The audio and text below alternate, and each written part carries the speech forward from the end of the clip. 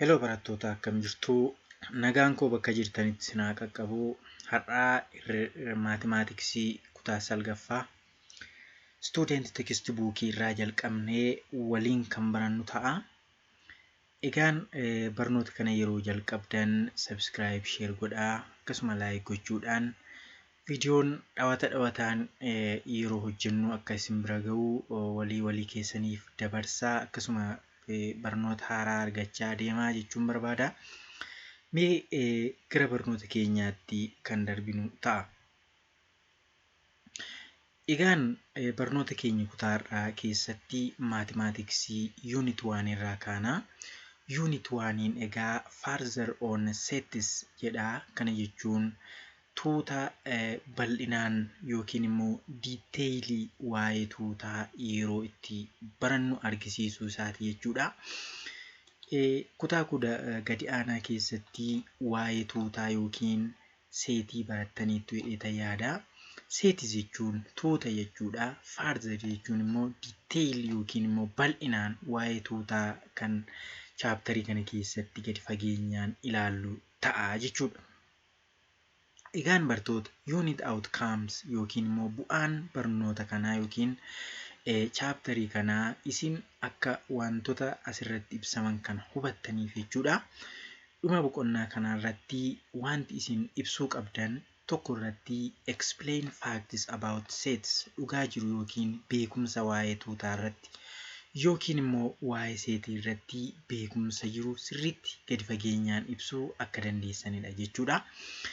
Dabalataan describe sets in different ways yookiin immoo tuuta karaalee garaagaraatiin ibsuu akka dandeessan jechuudha. Describe sets in different ways jechuun karaalee garaagaraatiin tuuta ibsuu akka dandeessan isin irraa eegama jechuudha. Sadaffaa irratti define operations on sets jechuun operations jechuun tuuta yookiin immoo wantoota walitti qabaman tokko walitti makuun walirraa hir'isuun akkasuma immoo miseensa isaanii sirriitti irratti axanna'uun ni jira. Sana operation jenna. Kanaaf egaa diyaagiraamii garaagaraa fayyadamnee meetodii garaagaraa fayyadamnee tuuta operate goona. Operationiin tuuta keessatti gargaaramnu maal fa'aa akka ta'an sirriitti diteeyilii deebisuu qabdu jechuudha. Demonstrate sets operations using Venn diagram. Venn diagramii gargaaramnee akkamitti operationii tuutaa kana argisiisuu akka dandeenyu illee ni beekuu qabdu jechuudha. Dhumarratti apply rules and the principles of sets for practical situations jedha. Qabatamaa dhumatti immoo seerota waa'ee seetii irratti jiran apply goonee seetii keessatti seerota jiran apply goonee yeroo itti hojiirra oolchinu yookiin immoo sirriitti gadi fageenyaan barree waa'ee seetii yookiin tuutaa namni yoo nu gaafate sirriitti ibsuu akka dandeenyu ta'uu isaati jechuudha. Kana galmaan ga'uudhaaf egaa kontentii yookiin immoo qabiyyeen barnoota keenya isaan kana of keessatti qabata jechuudha. Jalqaba irratti sets and elements tuutaa fi elementoota isaa kan jedhu irraa jalqabna jechuudha. Toppikii tokko tuqaa tokko jalarratti sets and elements kan jedhu ilaalla. Itti aanuun sets description kan jedhu ilaalla. Kutaa keenya irraa keessatti egaa boqonnaawwan kana lamaan jechuudha kan nuti irratti xiyyeeffannu. Dhawataan immoo part 2 irratti the notion of sets, operations of sets warra jedhaman kana warra hafan dhawataan itti deemna jechuudha. Isaan kun iddoo bu'eewwan seetii akkasuma immoo operation isaa application yookiin immoo iddoo itti seetiin hojiirra ooluu fi summarize yookiin irra deebii yookiin keessa deebii boqonnaa fi dhumarratti immoo exercise yookiin gaaffii boqonnaa dhumarra jiran kan wal wajjiniin hojjennu ta'a jechuudha. Kana bichaa osoo hin taane egaa barnoota keenya keessatti exampleota jiran akkasuma immoo exerciseota darbanii jiran waliin hojjetaa deemna. Sirriitti akkasinii galutti detail godhee gadi fageenyaan barsiisaan deema waan ta'eef sirriitti yoo hordoftan dhugumatti barnoota maatimaatiksii salphaa ta'ee akkasin argitan abdii guddaan qaba. Mee gara barnoota keenyaatti haa darbinu. Egaan introductionii seensa jalarratti keywords warri jedhaman jechoota qulfii ta'an kanneen akka impitiseetti yookiin immoo miseensa duwwaa akkasuma yuuniyeenii waliin makuu sabseetti cita xiqqaa isaan kana set descriptionii ibsa yookiin ibsa tuutaa intersectionii yookiin immoo kiphaa proper subseetii cita sirrii warra kana gaa sirriitti warra isin beekuu qabdanidha jechuudha. Kanneen Venn diagram, absolute complement, complement set isaan kana gaafa keessa detailii gadi galaa deemne barnoota keenya keessatti dhawataan isaan kana tokko tokkoon hiikaa gaafa deemne gaa warra kana deebitanii yaadattanii yaada keessanitti qabachuu akka qabdaniif boqonnaan tokko gaa tekstii buukiin keessan the keywords jedhee introduction jala isinii kaa'ee jira. Barumsi ani barsiisus immoo tekstii buukii keessan irratti kan hundaa'edha. Gaaffileen ibsi asirratti nuti hordofnu hundinuu tekstii buukii keessan irratti hundaa'eeti. Gaaffiin isinii hin galle yoo jiraate akkasuma immoo mathematics irratti gaaffileen isin rakkisan yoo jiraate karaa koomentii naquun nama akkasuma barnoota yookiin immoo laayivii yookiin onlaayinii barachuudhaaf fedhii warri qabdan naaf barreessaa. Torbeetti guyyaa tokko yookiin lama adjasti goonee sa'aatii itti wal arguu qabnu irratti onlaayinii illee itti fuunee barachuu dandeenya jechuudha. Egaani mee gara barnoota keenyaatti seenuudhaan seensaaf akka nuu ta'utti gaaffii yookiin activity tokko tuqaa tokkorraa kaana. Activitiin tokko tuqaa tokko define sets in your own words jedha. Kana jechuun jecha mataa keetiitiin seetii yookiin immoo tuuta akkamitti ibsitaa jedha. Okay? Tuuta akkamitti ibsitu sin? Student, do you know what mean the sets? How do you describe or define the term of set? Okay. Eshi itti aanuudhaan which of the following are the well defined sets and which are not okay, clear the question. Which of the following are well defined sets and which are not? Justify your answer. Kanneen armaan gadii keessaa sirriitti seetii ta'ee yookiin tuuta ta'ee sirriitti hiika godhatee kan barreeffame isa kamii? Kan immoo seetii hin taane kamidha jedha. Kana jechuun immoo deebistuu sana immoo dhugoomsi yookiin immoo fakkeenyaan mirkaneessisiniin jechuu barbaadeeti jechuudha. Okay? Mee gaaffii tokkoffaan maal jedhaa? Collection of students in your class. Barattoota walitti qabamanii daree keessan keessatti baratan tuutadha moo tuuta miti? They are set or not? The next question says that collection of beautiful girls in your class. Dubaroota babbareedduu daree keessan keessa jiran tuuta moo tuuta miti? Sirriitti ibsamaniira moo hin ibsamne? Okay. Sadaffaan collection of consonants of the English alphabets. Qubeewwan afaan Ingiliffaa keessatti dubbifamoota warri ta'an tuutadha moo miti jedhee isin gaafata jechuudha. Dhumarratti collection of hard working teachers in your school. Mana barumsaa keessan keessatti barsiisota hojii sirriitti tattaaffiidhaan hojjetu jedhaman. Isaan kun tuuta moo tuuta miti kan jedhudha. Gaaffiin keenya introduction irratti isinii dhiyaatee jiru. Kun sirriitti akkasiin xiinxaltaniif jechuudha. Deebiisaa waliin deebisaa deemna. Egaa gaaffii isa tokkoffaa irratti jecha tuuta jedhuu fi keessanii hin hiikkattu jedhee yaada. Haa ta'uyyuu malee slaayidiitti aanutti tuutni maal akka ta'e hin ibsinaa jechuudha. Haa ta'uyyuu malee collection of student in your class yookiin immoo barattoota daree keessanii walitti qabamanii jiran isaan sirriidha. Tuuta sirriitti ibsamanii jiranidha. Baay'inni isaanii kan beekamudha. Kanaaf yes it is sets jennee deebisuu qabna jechuudha. Setiidha yookiin tuutadha jechuudha. Lammaffaa irratti barattoonni babbareedoon yookiin dubaraa kilaasii keessa jiran kun ifa miti. Maaliif ifa miti yoo jettan barataan kun bareedaadha fokkisaadha jennee kiraateeriyaan ittiin nuti lafa keenya madaallu waan hin jirreef it is not well defined jechuudha. Sirriitti kan ibsame kun tuuta jedhamee barreeffamni isaa baay'inni isaa adda bahamee kan taa'ame miti jechuudha. Okay. Itti aanuudhaan lakkoofsi 3 collection of consonants kan jedhu yes it is sets.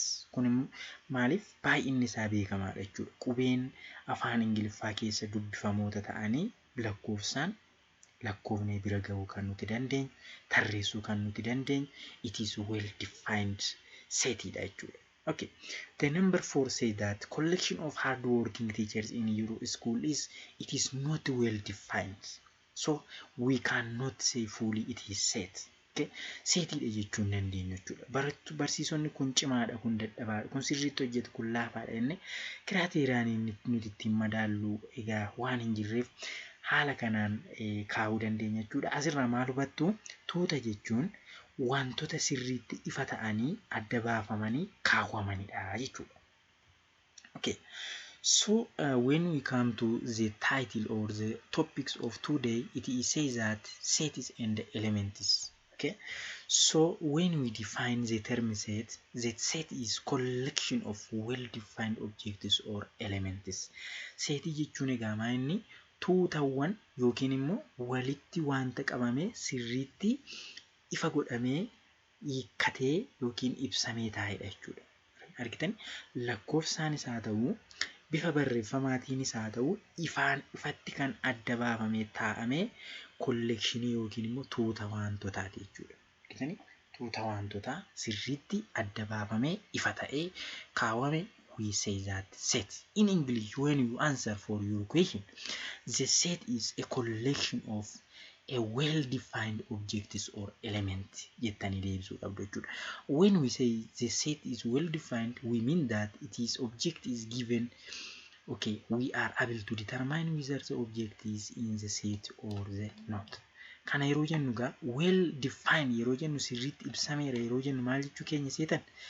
Objectiin suni sirriitti lakkoofnee miseensa sana keessaa argachuu kan nuti dandeenyu ta'uu qaba jechuudha. Okay. Egaan notes yookiin immoo wanta barbaachisoo taate notes jedhamee tekstii keessan irra jira. Sets are usually denoted by capital letters. Tuutni yeroo baay'ee maaliin bakka buufama? Qubee gurguddaadhaan bakka buufama jechuudha. It is denoted by capital letters like A, B, C, D. Okay, warra kanaan qubee gurguddaadhaan bakka buusna jechuudha. Tuuta A. Okay, set A jechuu yoo barbaadan yookiin immoo tuuta A jechuu yoo barbaadan set A jettu jechuudha. Set A immoo of keessaa maal qaba? Elementoota qaba jechuudha. Okay, set A it have its own elements. Okay, elementoonni kun immoo maaliin bakka bu'u? Qubee xixiqqaadhaan bakka bu'u jechuudha. The element of sets represented by small letters. Okay, fakkeenyaaf barattoota daree keessanii tuuta Eedha yoo jenne egaan barattoonni keessan maqaa keessaniin isin elementootadha jechuudha. Elementootadha jechuudha. Kanaaf tuuta A yoo jenne elementoonni isa keessa jiran qubee xixiqqaadhaan bakka buufamu jechuudha. Okay. If A is element of A, argitanii small A kun elementii yookiin miseensa tuuta A yoo taate jedha. Maal jennee waamna? A belongs to A, capital A. Small A belongs to capital A jenneetu jechuudha kan nuti waamnu. Kana jechuun the Greek symbol, this symbol is named by epsilon. Okay, epsilon jedhamti jechuudha. Iddoo bu'een kun ishiidhaan bakka belongs to bakka jedhamtu kana epsilonii kanaan bakka buusna jechuudha. Karaa gabaabaa barreessuudhaaf A'n miseensa capital A ti jennee kaa'uudhaaf A belongs to capital A jenna. Belongs to kan immoo maaliin bakka buusna? Epsilonii kanaan bakka buusna jechuudha. Shortly we can say that small A epsilon A jechuun A belongs to capital A. Kana jechuun small A miseensa tuuta A keessa jirtudha jechuudha. Okay, A is a member of set A jenna jechuudha. Yoommoo if B is not an element of set A, B'n immoo yookiin immoo elementii B'n immoo miseensa A keessa yookiin tuuta A kana keessa hin jiru yoo ta'e maal jenna? B does not belong to A jenna jechuudha. B does not belong to set A jenna jechuudha. Argitanii? A epsilon A jechuun inni A'n kun small n kun elementii A'ti yookiin immoo miseensa tuuta A keessa jirti jechuudha. B does not belongs to A yoo jenne immoo B'n kun elementiin B kun tuuta A keessatti kan hin argamne ta'uusaa argisiisa jechuudha. Okay, it is clear. So when we transfer to a detailed explanation of the sets, let us consider this the set A. Argitanii set A kana fudhadhaa ilaala. Set A kuni fakkeenyaaf geengoo kana keessa warri jiran tuuta isaati haa jennu yookiin elementoota isaati. A'n kuni tuuta A kana keessa jirti jechuudha. As keessa tuutonni biroo jiraachuu danda'u. C ta'uu danda'a, D ta'uu danda'a, F ta'uu danda'a. Isaan kun maalidha? Elementoota tuuta A'ti jechuudha. Garuu B'n alarra jirti ilaala. B'n kun geengoo kana ala jirti. Kana jechuun tuuta A kana keessa hin jirtu jechuudha. Kanaaf iyyuu B does not belongs to A jenna jechuudha. Okay? B does not belongs to A jenne karaa gabaabaa kaa'uu dandeenya jechuudha. Mee fakkeenya kana haa ilaallu. Example 1. The set of students in your class is well defined. Set since the elements of the set are clearly known. Barattoota daree keessanii yeroo jennu sirriitti ibsamee adda baafameera jechuudha. Baay'inni keessan beekamaadha jechuudha. So it is clearly defined.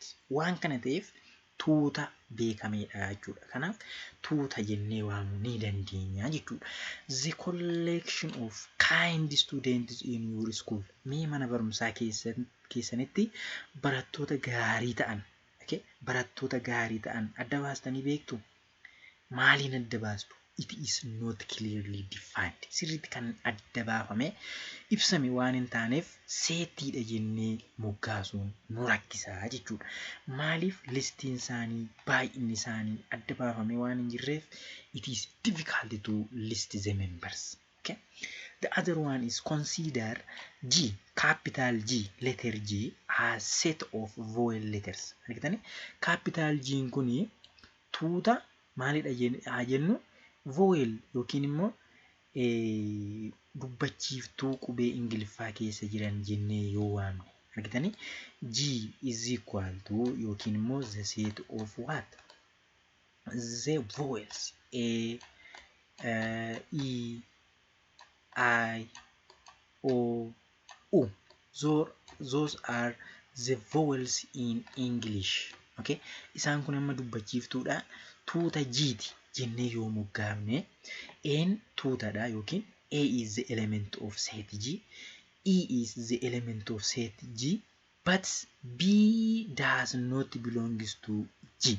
This means the B is not the member of the element G jechuudha. B'n as keessa hin jiru. It is not vowel, it is consonant.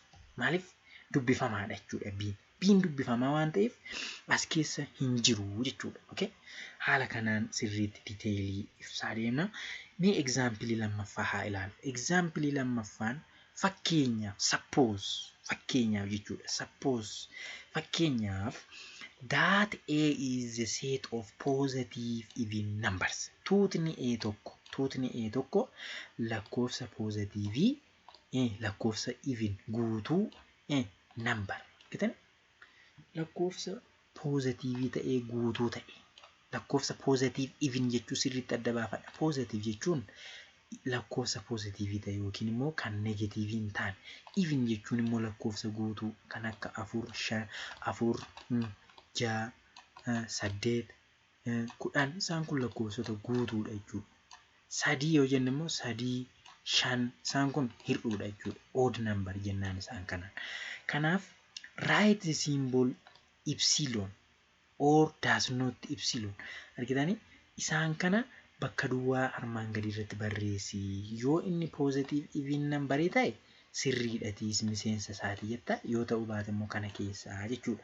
Akka ifa isinii ta'uuf mee kana ilaalaa. Een kun maal jedha isinitti fakkaata? Lakkoofsi 4 bakka duwwaa tuuta kanaati. Tuuta kana maal jenneerra? Positive numberidha, even numberidha. Argitani? Positive, evenidha. Ish lakkoofsa 4 positiveidha? Yes, it is positive. It is even? Yes, it is even number. So we can say that we can write this epsilon in this black space. Argitani? Lakkoofsi 5 lakkoofsi 5 odd. It is not even number. But it is positive, but it is not even. It is odd. So we write it does not belong to this set A. Okay. So let us look negative 2 on C. Negative 2 no. Negative 2 is negative number. It is even number, but it is negative. So it does not belong to this A. Okay. Kana barreessina jechuudha. 0 no. 0 is not positive, not negative. So it does not belong to the member of A. Jenne haala kanaan ibsuu dandeenya jechuudha. Okay, let us continue to do the exercise 1.1. The exercise 1.1 says that which of the following is well-defined sets? Justify your answer. Hiika. Sirriitti hubadhaa gaaffii kana. Maal jedha seetan?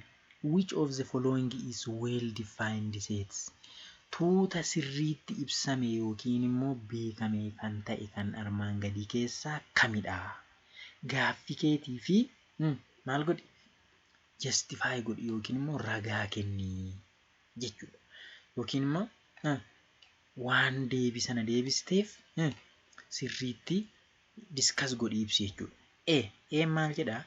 A collection of all boys in your class. Mee ijoollota dhiiraa daree keessan keessa jiran. Tuuta moo tuuta miti? Sirriitti ibsameera moo ibsame? It is well defined. Sirriitti ibsameera jechuudha. Lakkoofsanii bira geessu jechuudha. Wal beektu jechuudha. Okay? That is good. The letter B says that a collection of efficient doctors in Black Lion Hospital. Hospitaala Xuqur Hambassaa keessatti doktoroota baay'ee gaarii ta'an. Sirriitti kan hojjetan. Do you know it is well defined?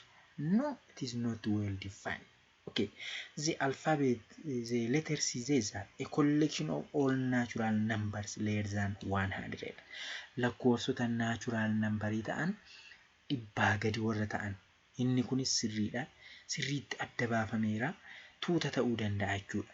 So the collection of songs of artist Xilahuun Gassasee. Sirba Xilahuun Gassasee tuutni yookiin immoo collectioniin sirba Xilahuun Gassasee tuuta ta'uu danda'a moo hin danda'u jedha deebisaa tokko tokkoon galchaa deemna jechuudha. So jalqaba irratti collection of all boys in your class is yes, it is well defined set. It is set jennee right goona jechuudha. Itti aanuudhaani collection of efficient doctors in Black Lion Hospital kan jedhu inni kun sirriitti define hin taane tuuta ta'uu hin danda'u. Kan biraan collection of natural number less than 100 kan jedhu sirriidha kuni. Sirriitti ibsameera tuuta ta'uu danda'a jechuudha. Inni dhuma ammoo collection of artist Xilahuun Gassasee songs sirbii Xilahuun Gassasee inni kunis waan lakkaa'amee bira ga'amu waan ta'eef beekamaadha waan ta'eef tuuta ta'uu danda'a jechuudha. Okay. Mee itti fufee jira exercise 1.1 keessan gaaffiin lammaffaa akkas jedha. Let's set A. Kana set A jedhaa dubbisaa. Set A is equal to 1, 2, 3, 4, 5, 6. Kitani amma jaatti jira. Tuutni A tokko amma lakkoofsa jaatti jira. Maal jedha? Insert the appropriate symbol.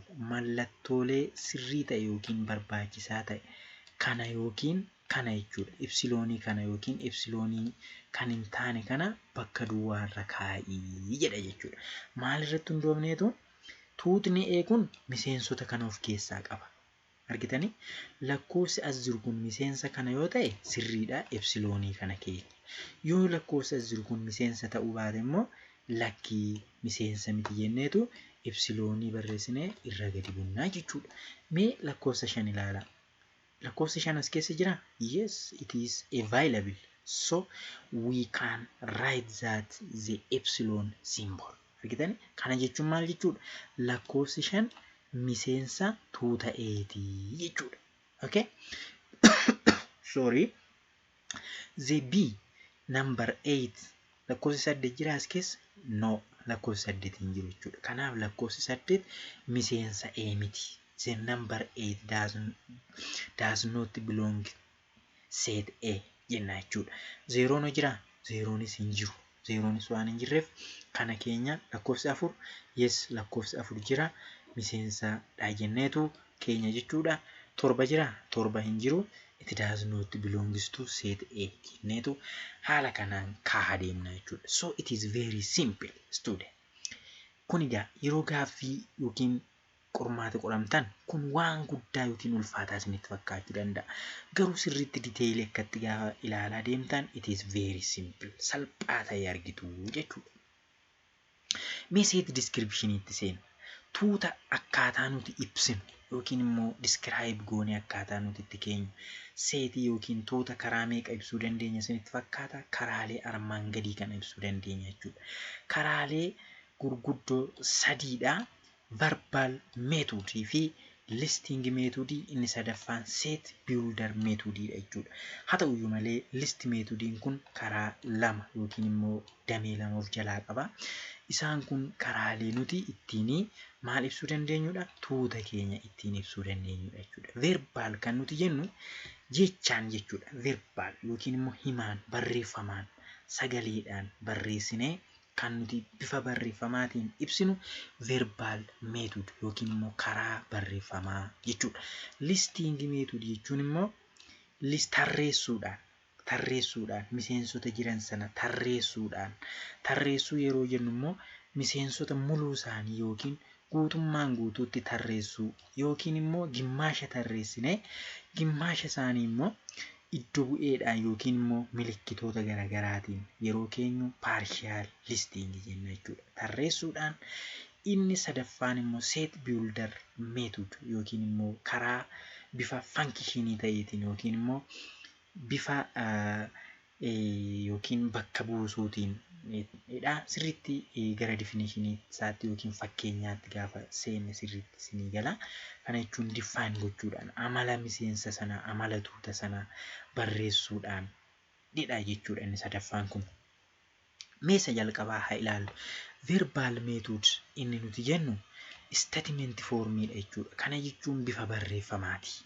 Bifa barreeffamaa yeroo jennu immoo in this method the well-defined description of the elements of the set is written in the ordinary English language statement form in words. Kana jechuun afaan Ingiliffaatiin ta'uu danda'a, afaan gara biraatiinis ta'uu danda'a. Egaa afaan Ingiliffaatiin barattu waan ta'eef afaan Ingiliffaatiin tuuta tokko ibsuun hin danda'ama jechuudha. Mee fakkeenyaaf barattoota daree keessanii baay'ina barattoota daree keenya jettanii yoo barreessitan tuuta himtaniitu jechuudha. Verbaalidha jechuudha kun.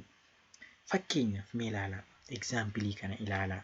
Example kana jalatti maal jedha seetanii the set of whole numbers greater than 1 and less than 20. Kana jechuun lakkoofsota uumamaa irra guddaa tokko ta'an yookiin tokko ol jiranii 20 gadi immoo warra ta'an. Maaliin keenya jechuudha? Barreeffamaan keenya jechuudha.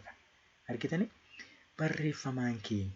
Kuni verbal method jenna jechuudha. Kana barreeffamaan yookiin immoo otoo lakkoofsaan barreessinee lakkoofsa sana tarreessuu hin dandeenya. Fakkeenyaaf lakkoofsota hundaa ta'anii tokko ol warra ta'an lamarraa kaanee barreessina miti. Lamarraa 3 4 jennee amma 19tti barreessina. Haa ta'uyyuu malee sana dhiibnee himaan barreessina yoo ta'e verbal method jenna jechuudha. Haa ta'u malee biin immoo maal jedha? The set of students in this mathematics class. Barattoota kutaa daree herreega baratanii keessa jiran this is verbal description jechuudha. Kana himaan ibsineerraa jechuudha.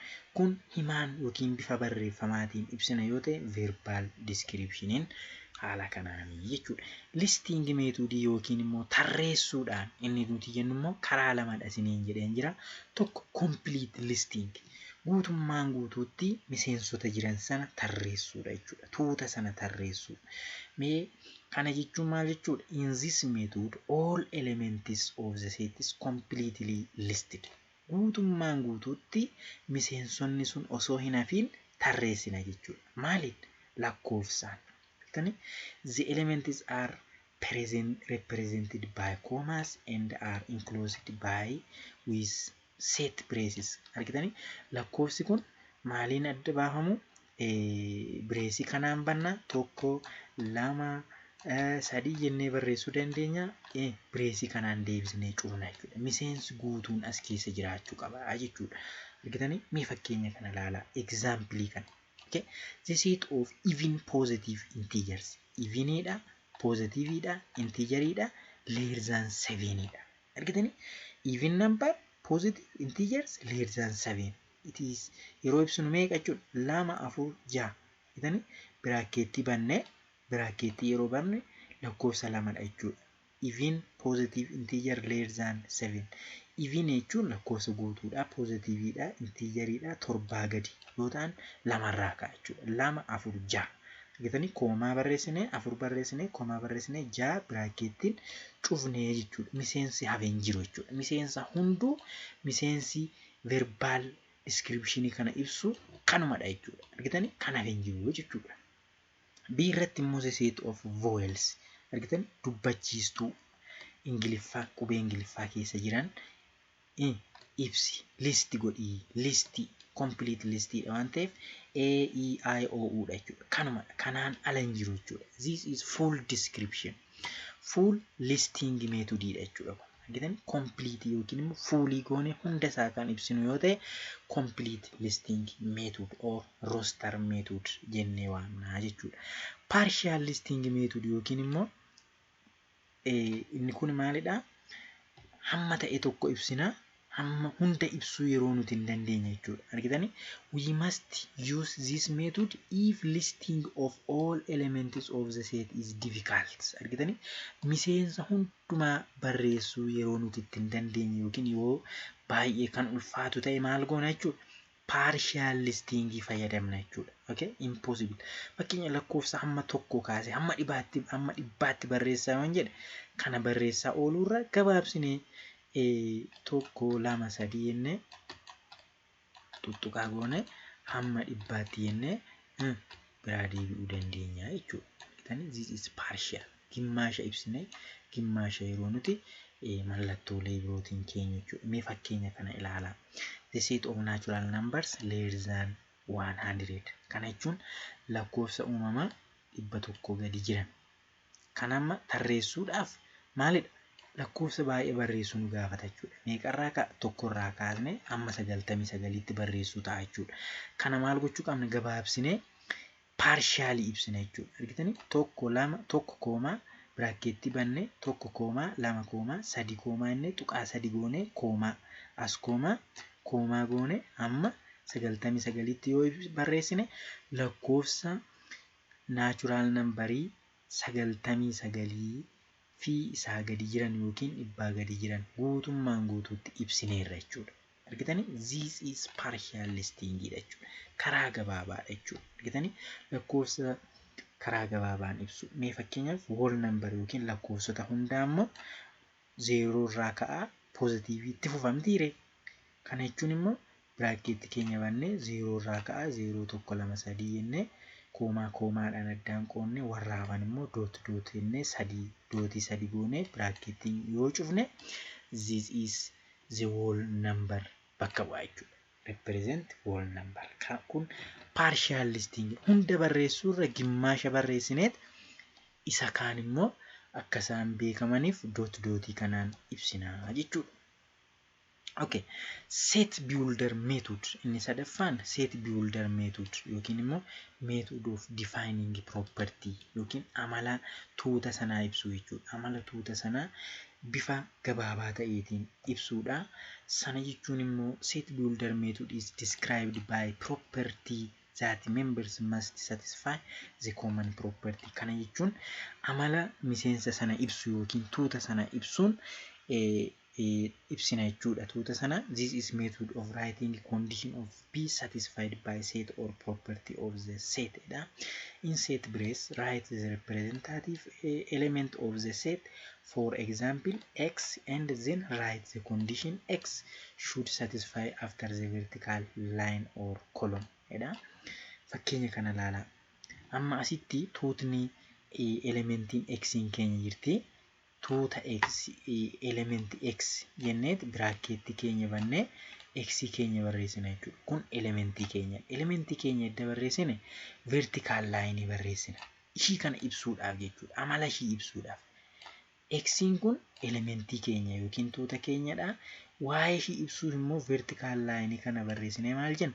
Yoo lakkoofsa uumamaa ta'e natural number jenna jechuudha. Natural number jennee yoo barreessine natural number jennee yoo barreessine bakka x'n kun maal akka taate hubanneerra jechuudha. Kanaaf x barreessine lakkoofsa vertical line barreessine asitti immoo vertical property yookiin amala x sana ibsinu yoo ta'e set builder jenna jechuudha. Mee fakkeenya haa ilaallu. Fakkeenya ilaaluudhaaf mee jara kana ilaalaa. The set of natural numbers, whole numbers, integers. Whole number jechuun natural number yookiin lakkoofsa uumamaati. Lakkoofsa uumamaa. Okay? Lakkoofsa uumamaati. Whole number jechuun lakkoofsa hundaati. Okay? Lakkoofsa hundaa. Integeriin immoo integerii jennee waamna jechuudha. Integer yookiin immoo walii gala jechuudha. Integer. Natural numberiin n-dhaan bakka bu'aa tokkorraa ka'a jechuudha. Kitani tokkorraa ka'ee gara positiivaatti kan deemu natural number jenna. Whole number immoo w capital W bakka buusna 0 irraa ka'a jechuudha. 0 irraa ka'ee gara positiivaatti deema. Integeriin immoo z-dha. Z capital Z ta'ee gara negatiivaatti dooti gidduun kun -3, -2, -1, 0, 1, 2, 3 gara positiivaatti negatiivas zeros positivas kan dabalatu integeriidha jechuudha. Okay? Kan adda erga baafannee booddee set builder kan jedhu sana methodii sana sirriitti exampleedhaan ilaalla jechuudha. May describe the following using set builder methods. Set builder methodii kanaan yookiin methodii isa sadaffaa sanaan yoo ibsine set A tuutni A tokko 2 3 hamma 10tti argitan kun partial listiidhaan ibsamee jira. Partial listiin isa ibsame kan set builderiidhaan yeroo ibsinu maal goona seetan set A is equal to element x argitanii element bracketti bannee phrase kana bannee x barreessine vertical line kana barreessine x is the member of natural number enna jedhu property yookiin amala isaa ibsina jechuudha. Iddoo kanatti vertical line kana booda amala isaa yookiin property isaa ibsina jechuudha. X is the member of natural number and x is less than 11 argitan kana ibsa jechuudha. X in keenya miseensa natural numberiiti garuu irra xiqqaa 11ti jechuudha. Gabaabumatti kana ibsine jechuudha. Kanaafu we read this A is the set of all elements of natural numbers less than 11 jenne haala kanaan ibsina jechuudha. Okay. Gaaffiin yookiin examplein itti aanu B dha. Set B immoo 0 to 4 jedhee jira. 0 to 4 jedhee continuous itti fufa. This is partial listiidhaan ibsame. This can be described by builder method. Set builder method yoo ibsinu immoo set B is equal to jen. Set B is equal to the element x. Argitanii the element x. Element x kun immoo miseensa maaliiti jechuudha? Integerii. Integerii keessaa immoo maalidha? Integerii ta'ee x is non-negative even integerii dha. Argitanii integeriidha garuu non-negative jechuudha. Non-negative ta'e even odds hin qabu argitan 0 2 6 8 jedhee itti fufa jechuudha. Kuni even numberiidha. Integerii keessaa immoo non-negative dha jechuudha. Negativeness keessa jiru waan ta'eef. Karaa biraa immoo isuma kana deebinee ibsuu dandeenya. Akkamitti ibsuu dandeenya seetanii?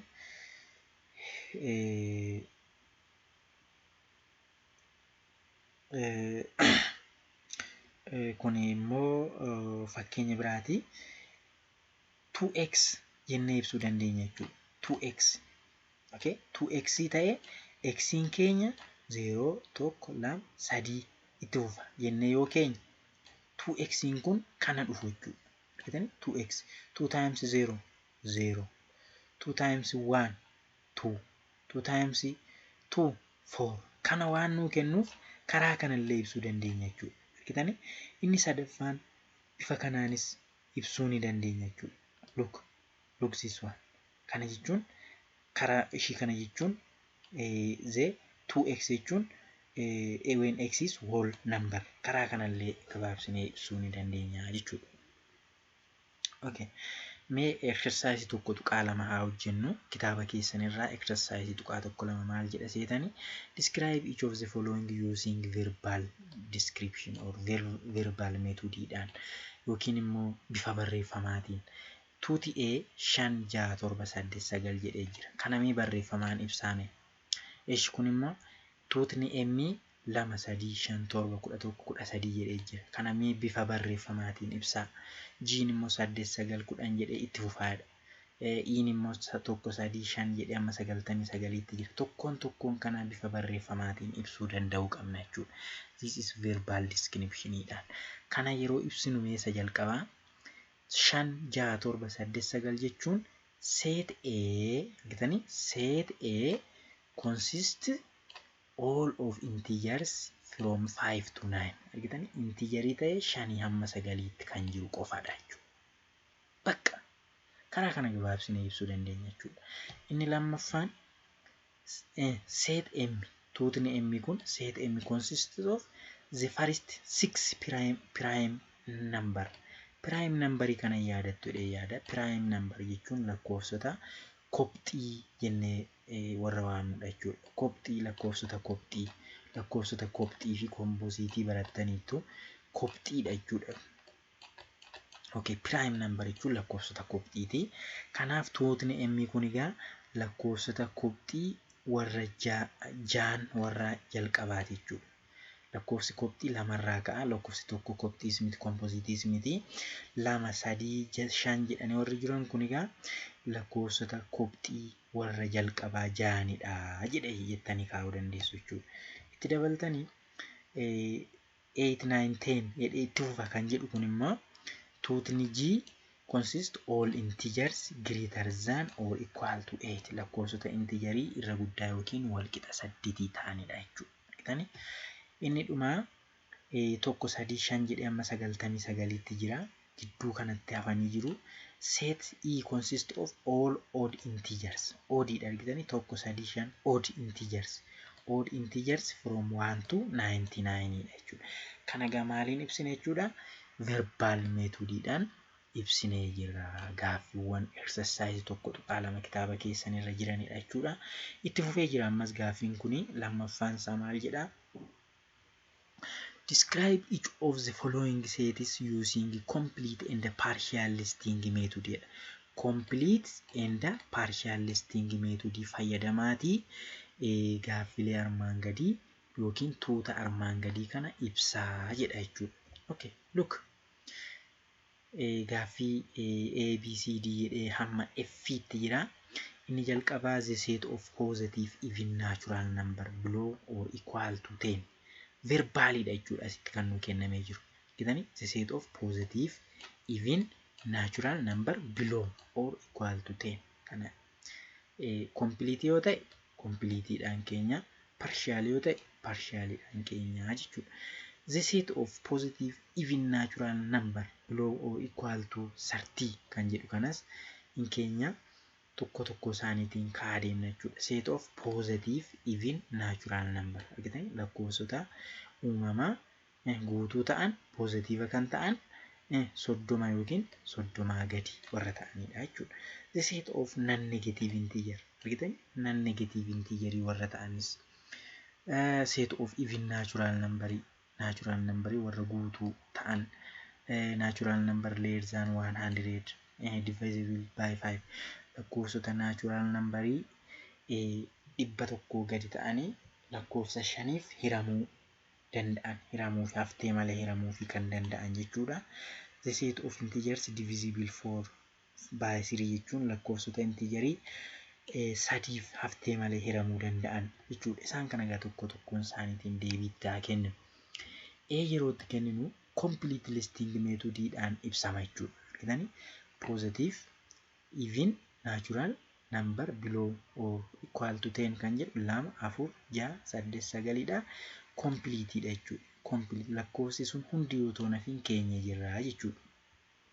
Inni biin kana fakkaata complete listing methodidha. Inni kunis lakkoofsa asitti positive, even, natural number below or equal to 30 kan jedhu kana egaa bifa kanaan keenya jira jechuudha. Argitanii guutummaa isaa keenya jechuudha. Non negative integerii kaa'uu dandeenya. Non negative integeriin partialiin keenya jechuudha. Hunda kaa'uun waan nutti ulfaatuuf biraakeettii bannee 0 kaanee amma 5tti keenya dootiidhaan argisiisna jechuudha. Even natural numberii kaa'uun illee nutti ulfaata jechuudha. Kanaaf isas partialiidhaan keenya jechuudha. Partial methodii 2, 4, 6, 8, 10 jenne warra hafan dootiidhaan keenya.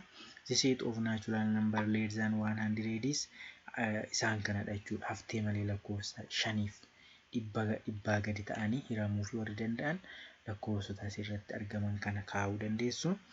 Integerii sadiif haftee malee hiraman immoo negatiiva keessa jiru akkasuma pozitiiva keessa jiru.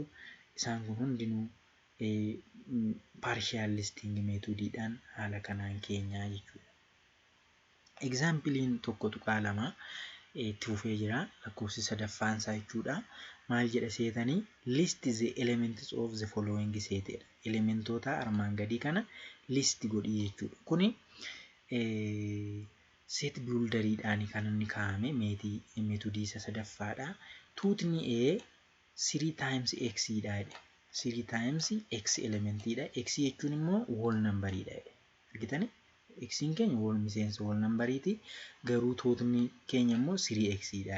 Argitanii B'n immoo x bakka tuutni keenya x dha. X'n natural number'idha. Haa ta'uyyuu malee 5 fi 10 gidduutti argama jechuudha natural number'i sun.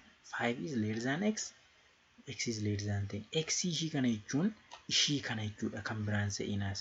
Ishiin kun natural number'idha. Natural number'ii taate immoo 5 ol 10 gadidha jechuudha. Argitanii bakka mee deebii itti haa kenninu tokko tokkoon. Okay.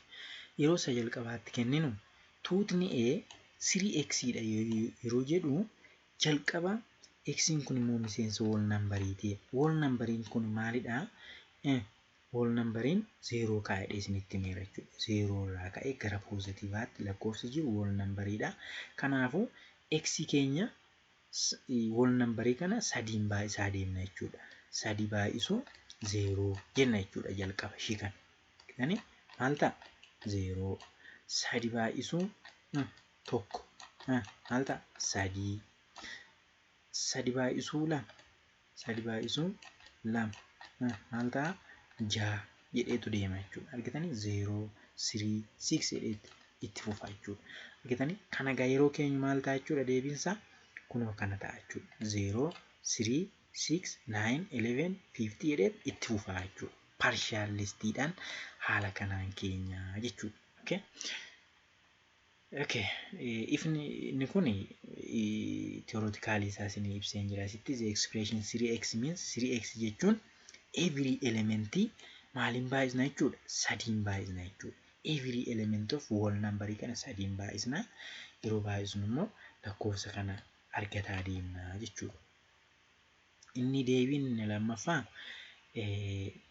b is equal to x jedhee jira. X'n keenya immoo natural number'idha. Naturaliin keenya 5 ol 10 gadi waan jedheef gabaabduudha jechuudha ishiin kuni. Kanaafuu lakkoofsa 5 fi 10 gidduu jiran keenya jechuudha. Sana jechuun immoo 6, 7, 8, 9dha jechuudha. Gabaabumatti deebiin keenya ishee kanadha jechuudha. Okay. Exercise 1.2 arfaffaan gaaffii arfaffaan itti fufee jira. Write the following sets using set builder. Using set builder idhaan ala nammoo kan nuti barreessu. Argitanii set builderiidhaan gaaffiiwwan armaan gadii kana barreessidha. Kuni partialiidhaa fi fully listiidhaan kaa'amee jira. Kana egaa set builderii yookiin meetodii sadaffaa sana yeroo keenya maal ta'a? Tuutni A tokko 3 5 itti fufa jedhee jira. Kana yeroo keenyu kun maal? Tokko 3 5 odd numberiidha. Haa ta'uyyuu malee gabaabsinee yeroo keenya tuutni A wal qixa biraakeetti bannee element x dha. Element x keenya immoo 2n minus 1 dha jechuudha. N keenya natural number. N keenya natural number dha. Meeqarraa ka'a? Tokko 2 itti fufa. Natural number kana n 2 times natural number minus 1 yoo keenya lakkoofsa kana argataa deemna jechuudha.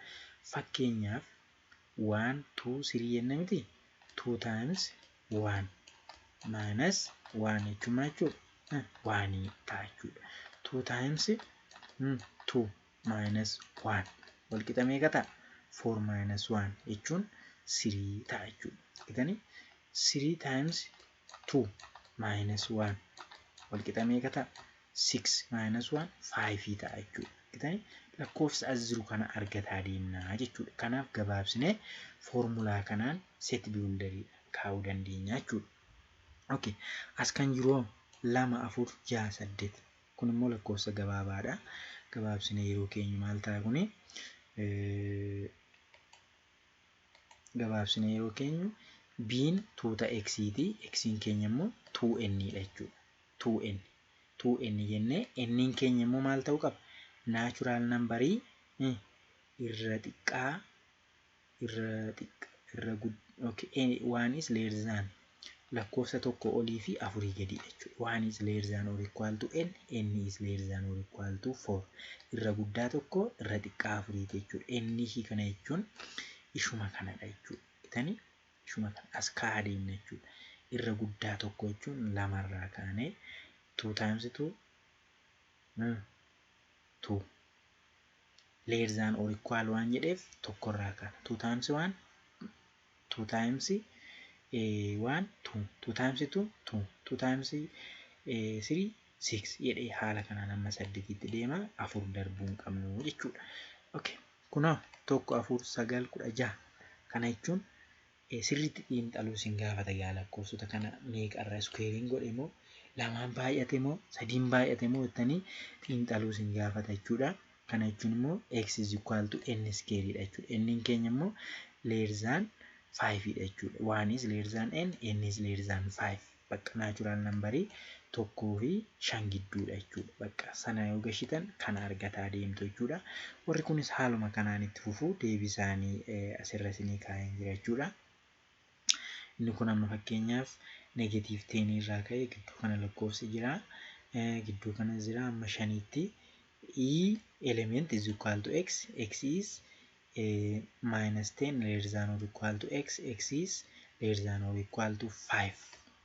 X is the element of integer jettanii haala kanaan itti gashaa goguu deemtan kana argattu jechuudha. Okay.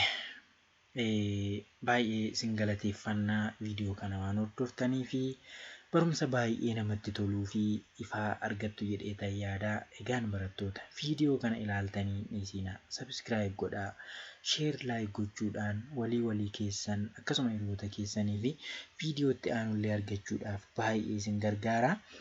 Akkasuma onlineidhaan yookiin immoo liveidhaan akka waliin barannuuf miseensa yookiin immoo groupii uumtanii torbeetti yookiin guyyaa tokko yookiin guyyaa lama sa'aatiin mijataa ta'etti wal wajjiniin itti fufaa deemna. Barnoota kana asitti dhaabnu itti fufaa deemna. Toppikiidhaanii koomentiidhaan yaada qabdan nuuf barreessaa jechuun barbaada. Har'aaf nugaa turtii gaarii.